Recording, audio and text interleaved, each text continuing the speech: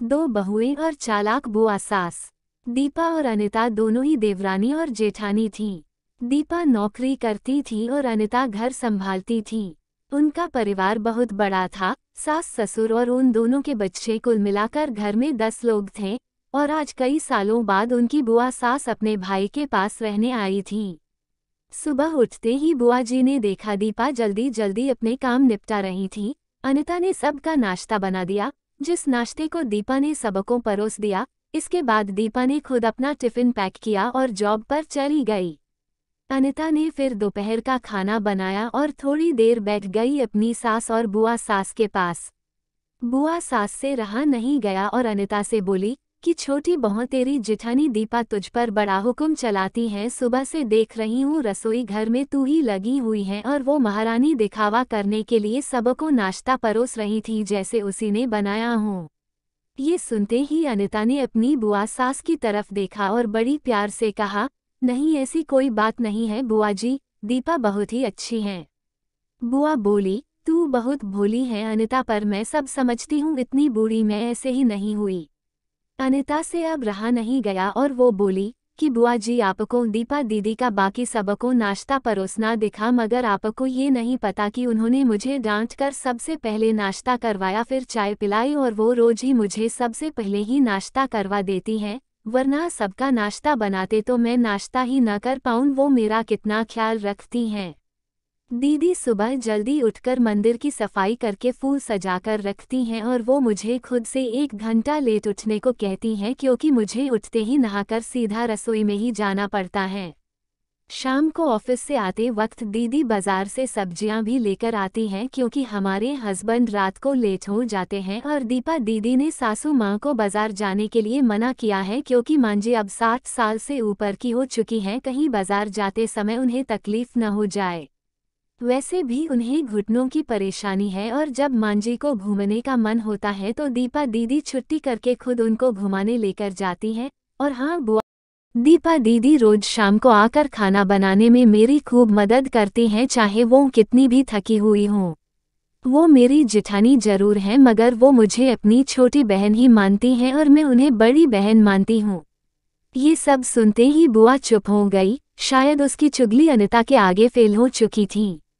शाम को दीपा सब्जी की थैली अनिता को पकड़ाते हुए बोली कि अनिता, सब्जियों के साथ वाले थैले में तुम्हारी फेवरेट लेखक की किताब भी लाई हूँ।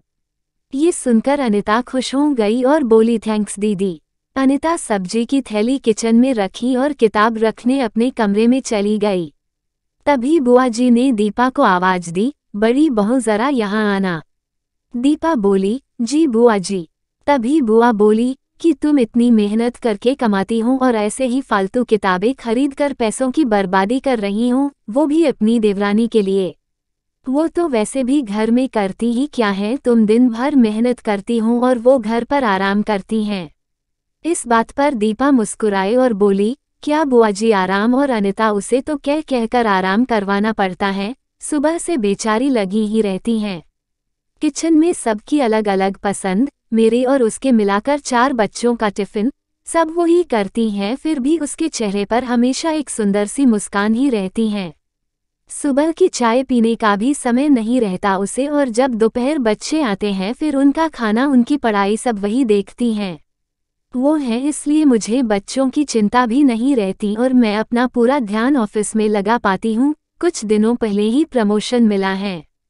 मम्मी पापा की दवाई कब खत्म हुई और कब लाना है, ये सब वही ध्यान रखती हैं। घर पर भी कभी कौन सा रिश्तेदार आता है, उनकी सेवा भी वही करती हैं। और बुआ जी, घर पर रहकर घर और बच्चे संभालना कोई छोटी बात नहीं। मेहमानों की भी आवभगत अनिता बिना किसी शिकायत के करती हैं। उसे तो बस पढ़ने का ही शौक है।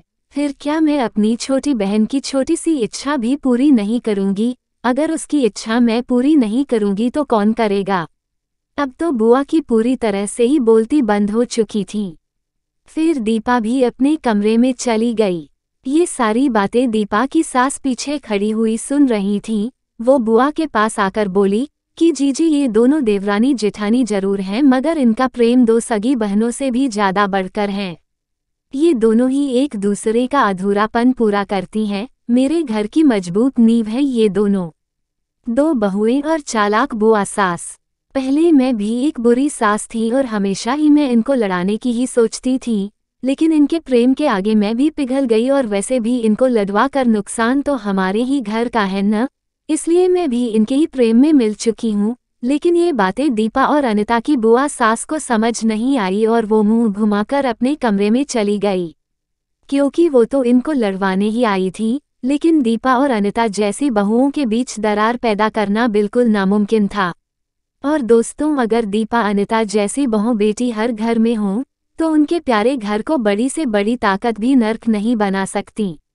वाकई में ऐसी बहुएं हर घर में हों तो हर एक घर स्वर्ग बन सकता है। आप इस कहानी के बारे में क्या कहेंगे दोस्तों?